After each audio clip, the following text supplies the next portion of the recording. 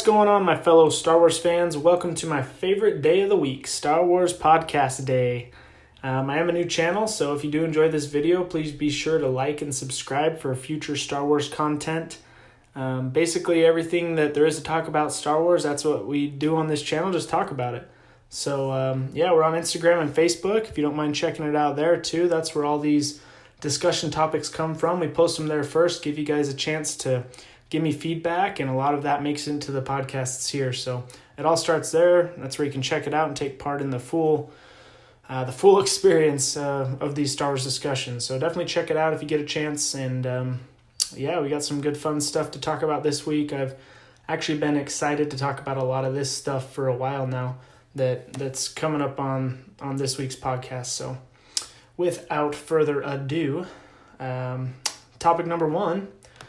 Last week we shared a picture that Mark Hamill shared on his Instagram of Luke and Han hugging, and his caption pretty much broke my heart. So, as probably a lot of you other Star Wars fans too, Hamill himself said, "What a Han and Luke reunion might have been like, ... And it's, as you can see there, it's Mark and Harrison hugging it out. So, man, the fact that, he's this shows how torn up he really is that Han and Luke didn't get a reunion on screen, because, they're friends, and I would think, like most friends, you'd post this picture and he would pretty much say, "Oh, it's good to see Harrison," and whatever, but he's so torn up that to him this is like, he is Luke Skywalker. So to him, this was more than just two friends getting a hug. It was like, hey, this is a reunion of Luke and Han, which is just super cool that he, feels the ownership of that role so much. And I know as fans, we all feel that same way about him. So for him to be so hung up on it, that it just breaks my heart. That makes me sad that Luke wanted this that bad and didn't get it. I know a lot of you guys feel the same way. And I saw a lot of comments over on Facebook from you guys saying the same thing, like, yeah, this is what we should have gotten. And obviously you guys shared your opinions and thoughts as far as, it led into some episode 8 discussions and stuff like that. And I won't get too much into that. As you guys know, if you've watched the podcast before, I have mixed feelings on 8. I love a lot of it and I don't like a lot of it as well. I'm both ways. Overall, I like the movie overall, but there's definitely a lot of things that bother me about it, and this is definitely one of them. Whether you loved it or hated it, I think most of us, agree that Luke and Han should have somehow gotten to see each other or share a screen again, and so that's something that I would have loved to see. Obviously, Mark would have too. He's actually said quite a few things in some interviews that are interesting, and let me just read you a couple of things I picked from it. Mark Hamill said this, and, we know that he's been pretty outspoken about how much he did not enjoy The Last Jedi, how much he hated what they did to his character. So this kind of just feeds right into that. He hasn't said much about The Last Jedi for a while now, and this is something that's like, okay, yeah, he is still bothered by it, but he said right here, "I just thought Luke's never going to see his best friend again. I said that it was a big mistake that those three people, those three people would never reunite in any way. Luke, Han, and Leia will never be together again, and I'll probably never get to work with Harrison again." Which, that's just sad. See, right back into that Harrison thing. Not getting to work with him again hurts him, so. Then the second thing was that they killed me off. I thought, oh, okay, you should push my death off to the last one. That's what I was hoping when I came back. No cameos and a run of the trilogy contract. Did I get any of those things? Because as far as I'm concerned, the end of 7 is really the beginning of 8. I got one movie. They totally hornswoggled me.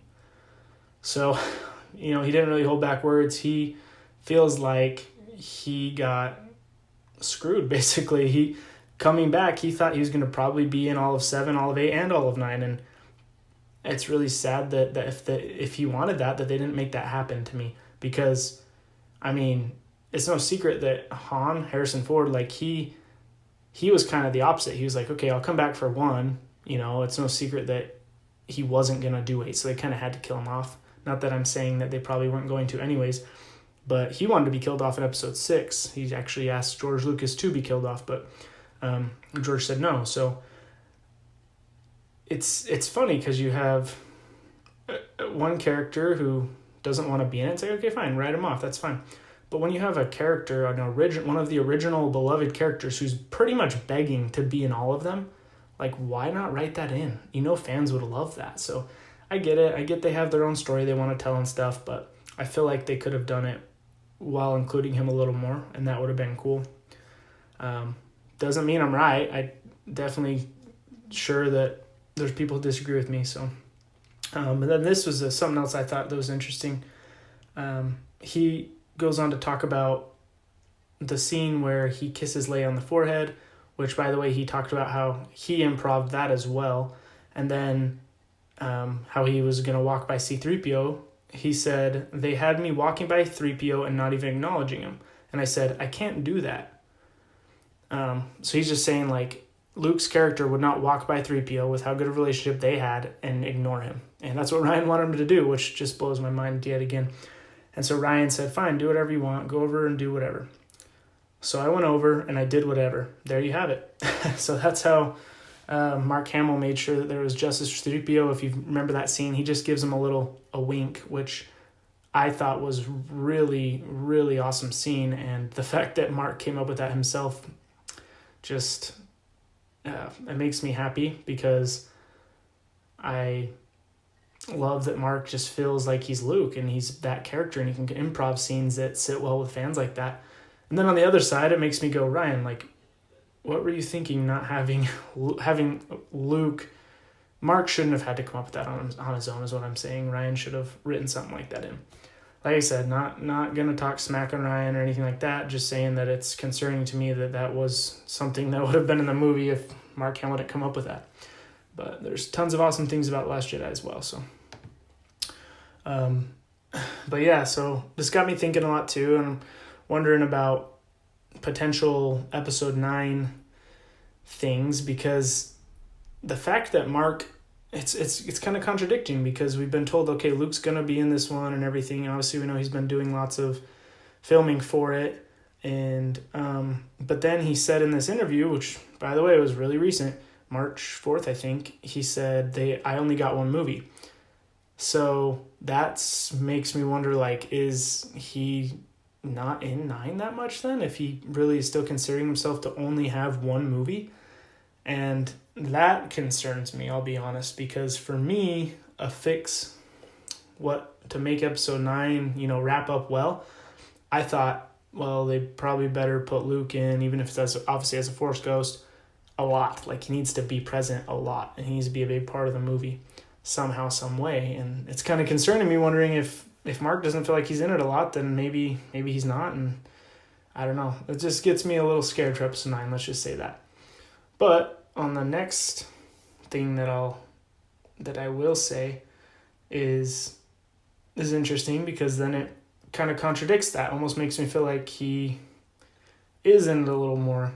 So let me show you what he said on the episode 9 trailer. First off, if you saw this post, I thought it was pretty funny. Oh my goodness, I can't talk. I'm sorry.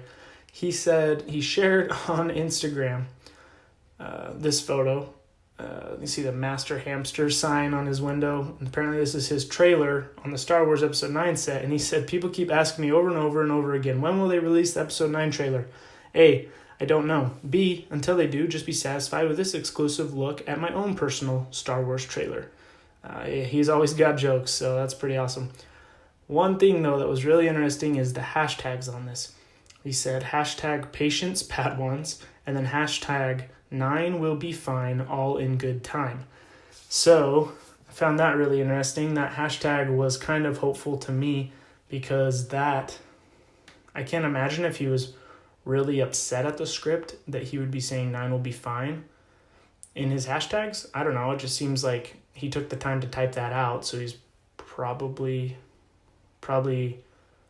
means what he's typing. I don't know. Because when The Last Jedi was coming out, if you go look back at some of his tweets and Instagram posts, you can tell that something wasn't right, that he wasn't happy. He couldn't just blatantly say it, because Disney would have obviously lost their minds, but he was definitely hinting that he didn't like where this was going. And once the movie came out and then he could be more vocal, we all saw where all those tweets and stuff, what they meant, what they're where they're coming from. So to me, that's a good sign, saying that he maybe does feel a little bit better about it than we thought. I don't know.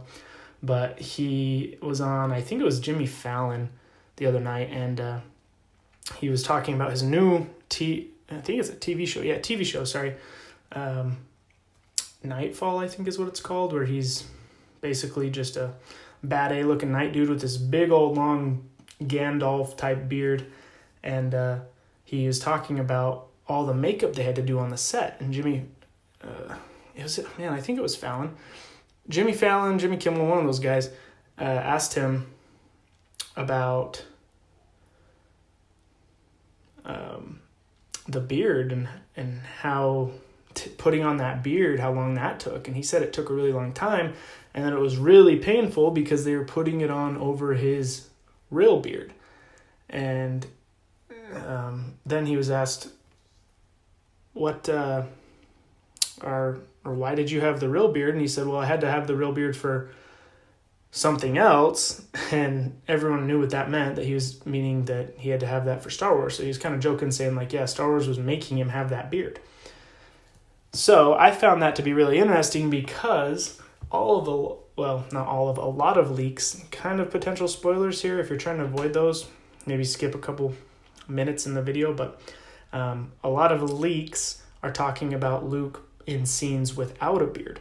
So I think that if he's talking about being forced to keep the beard, but also there's scenes where he doesn't have a beard, that tells me that we're probably getting two different Lukes, which is intriguing to me because I think that means either one, I wouldn't say Luke's alive, but we're going to get a Force Ghost Luke. I think that's pretty much obvious. But then what it's also making me think is that we'll probably get some flashbacks. And I've already speculated a lot. JJ does a lot with flashbacks. But I'm starting to feel like this is going to be a heavy flashback movie, which I'm not sure how I feel about it. I do want to see a lot of stuff that we've missed out on, so I'm excited about that to that degree. But getting Luke in a flashback would be awesome because there's a lot of fill-in that we need there. Also, the interesting thing is along with the whole Mark and Harrison hugging, what a reunion could have been. It made me think, well, maybe there's a flashback where we'll get them in a scene together. I think it would be a very big missed opportunity to do a flashback and not have Han and Luke. Obviously, if we could get Leia in there too, that would be awesome. It might be harder because they're only using already filmed footage from Carrie Fisher. But if we could get that flashback scene and get Han and Luke back on the screen together, that would make the fans happy. It would make me happy.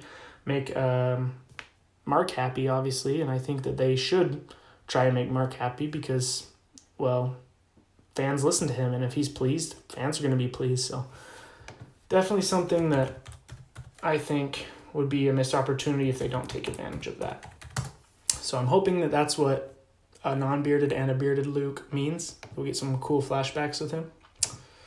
But on the topic of 9, Oscar Isaac also had some things to say. Let me find that post real quick. Where did it go?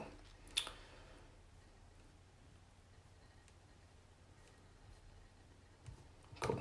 So he was interviewed, and he's had a lot of good things to say. Let me read this to you guys. It says, "It is the end of the entire Skywalker saga," Isaac confirmed on Today when asked about episode 9. 9 stories. This is the culmination of the entire thing. What JJ has done and the entire Lucasfilm team is incredibly fulfilling. It's also special for us because you get to learn a lot more things about these characters. Those are all promising words. Obviously, we know none of these actors are going to be talking bad about it. Disney's got them under contract to only talk good. But these are encouraging words because you can tell he's not just trying to avoid talking about it. He's actually saying a lot of good things and sounded emotional throughout this interview, talking about how much he enjoyed it. I liked what he said about confirming that episode 9 is the last Skywalker saga, because it's just nice to know that. There's been so much speculation and everything, so it's really nice to go into this knowing, hey, this is it. That also makes me think that there's more pressure on them to make this right, which I hope they will take seriously. And then obviously he says what JJ's done is incredibly fulfilling, and that's very similar to what JJ said. He said he felt that this would be satisfying to fans. So now Oscar Isaac's saying fulfilling. That's all promising, right? Satisfying, fulfilling. Those are the things I'm looking for. So then he said it's special because you get to learn a lot more about these characters.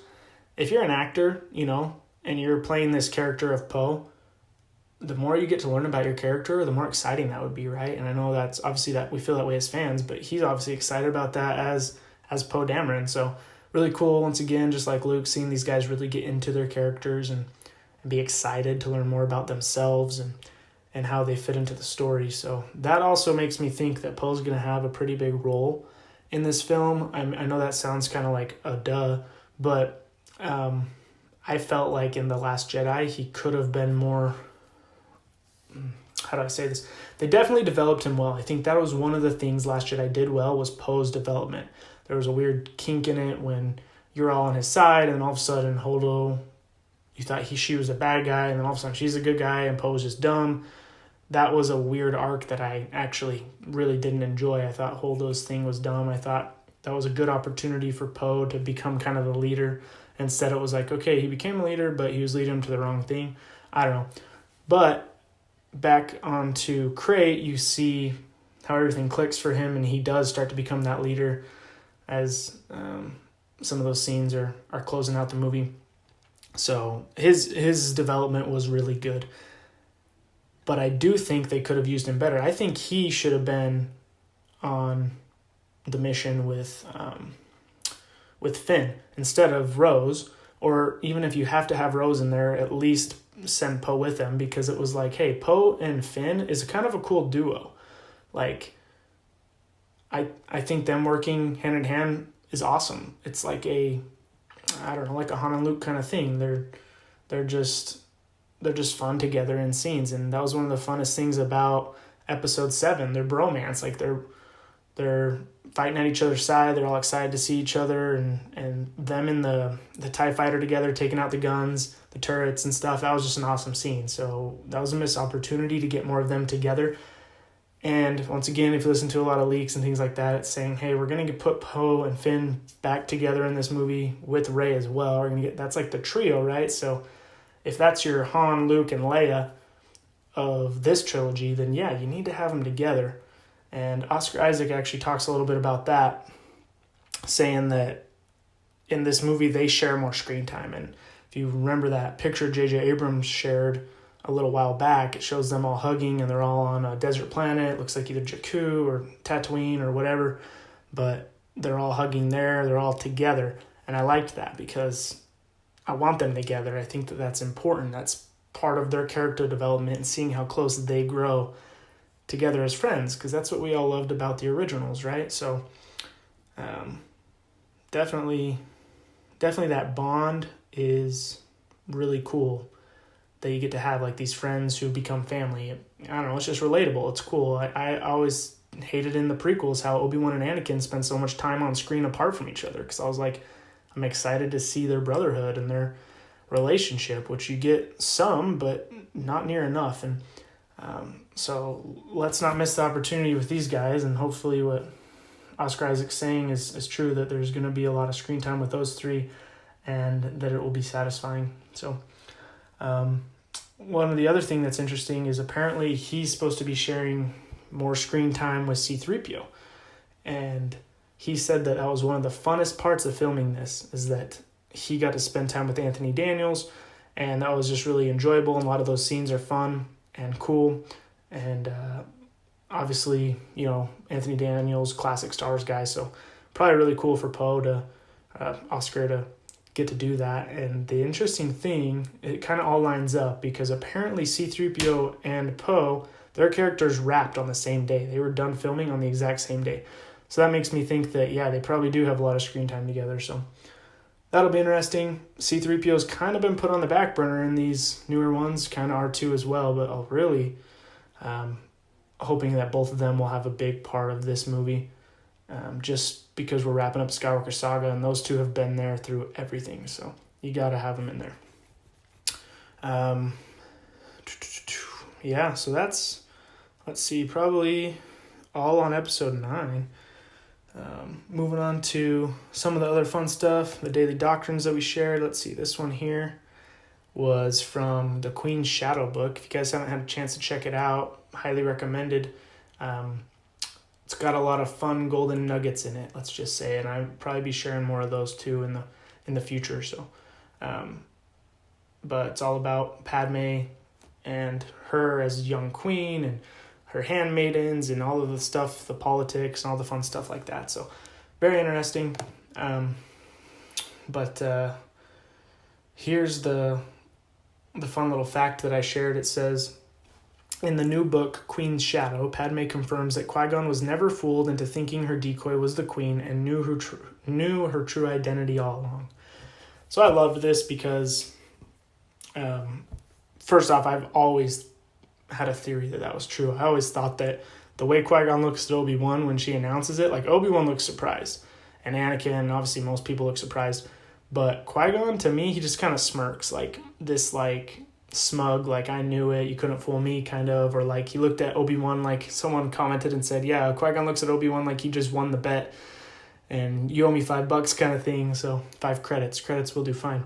But I thought that was really cool that this book confirmed it. I got a lot of comments from you guys and people sarcastically saying no duh and like everything like that. I'm like, listen, just so you guys know, there was no confirmation of this until this book came out. There wasn't like anything that officially made it canon. You could speculate it by Qui-Gon's face. Like I said, I did too. But this has actually brought it to canon. So that's why I shared it, because like it's fun that it's canon now. It's something to talk about. So sorry if I made too obvious of a post for some of you guys, but yeah, I just thought it was a cool fact. Want to share it with you guys. Confirmed a lot of my suspicions. And now thinking about all the scenes with Qui-Gon and Padme where he says the queen would trust my judgment, and Padme's sitting there going like, oh, but I'm the queen, but Qui-Gon knows it, that makes it even funnier. It's even more savage and sassy and hilarious because he knows she's not going to admit it, but he's just playing into that. So I don't know, that just made me like Qui-Gon even more, being a little smart aleck and using that against her. It was perfect. Along the same line, another fun little fact from the book here was that Gungans were the original inhabitants of Naboo, and when the humans settled on Naboo for the first time, the Gungans were displaced and treated terribly. And that's why the Gungans didn't like the people of Naboo, as we see in The Phantom Menace. Just a fun little backstory to something that we could have guessed at once again, and something that obviously we see on screen that they don't get along, but we never really knew why. It kind of had a Native American type of feel to it when they were forced to reservations and things like that. It's kind of a very similar vibe that I got from that. And so very sad, and makes you look at it a little differently. You see that the Gungans, like, seeing Padme, the queen, kneel down to them probably meant so much more than we even knew before. So it's little fun facts like that put more weight on these movies that are just awesome to me. Like Rogue One and seeing everything that went into the Death Star plans now puts more weight on Episode 4. And this is similar to me, maybe not on as big of a scale, obviously, but definitely something that makes it more meaningful when you watch it next time. And so that's just really cool. And along with that, something I shared as well was that Gungans didn't even have the right to vote in Naboo elections. They kind of had their own separate governments, as someone pointed out in the comments. And that's true. That's because they almost had to act like they were on separate planets, even though they're on the same. It was like they had their own territories and stuff. And obviously that's not fair to the Gungans if they were the original inhabitants of it, Naboo. So the fact that they come together and now the Gungans are actually able to vote in the Naboo elections and their governments come together is really cool. Obviously we see that Jar Jar is in the Senate with Padme and a representative of the Gungans. So obviously more justice and more fair treating of the Gungans happens, and obviously that's all due to Padme and everything that she brought forth. So that's really cool to see. Makes you respect Padme a little bit more too. So,